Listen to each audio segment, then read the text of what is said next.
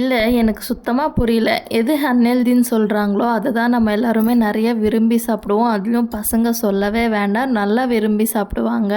மெயினா இந்த மைதால செஞ்சது எல்லாமே அன்ஹெல்தி, சாப்பிடக்கூடாதுன்னு சொல்லுவாங்க. இப்போ நெறையா ஆப்ஷன்ஸ் வந்துடுச்சு ஹெல்தியா. மில்லட்ஸில வந்து நூடுல்ஸு, பிரெட் அப்படி இப்படின்ட்டு. பட் என்னதான் அது ஹெல்தின்னு சொன்னாலும், அதில கொஞ்சமாச்சும் மைதா மிக்ஸ் பண்ணி தான் செய்வாங்க. ஸோ ரீசென்ட்டா சூப்பர் மார்க்கெட்டுக்கு போயிருக்கும்போது, இந்த அக்கா நூடுல்ஸ் பார்த்தேன். நான் இதுவரைக்குமே ட்ரை பண்ணதில்ல. சரி பண்ணி பார்ப்போமேன்னு சொல்லி தான் வாங்கிட்டு வந்திருந்தேன். லாஸ்ட் சண்டே வந்து செஞ்சிருந்தேன். டேஸ்ட் வந்து ரொம்ப சூப்பரா இருந்துச்சு. என்னோட ஸ்டைலு எனக்கு தெரிஞ்ச மாதிரி செஞ்சிருந்தேன். நான் நூடுல்ஸை வந்து 2, 3 விதமா செய்வேன். அதில் ஒரு ஒரு வாட்டி ஒரு ஒரு மெத்தடில் செய்வேன். கொஞ்சம் டேஸ்ட் டிஃப்ரெண்ட்டாக இருக்கும். பட் பசங்க, ஹஸ்பண்ட் 2 பேருமே நல்லா விரும்பி சாப்பிடுவாங்க. அதனால் அப்பப்போ செஞ்சு கொடுத்துறது.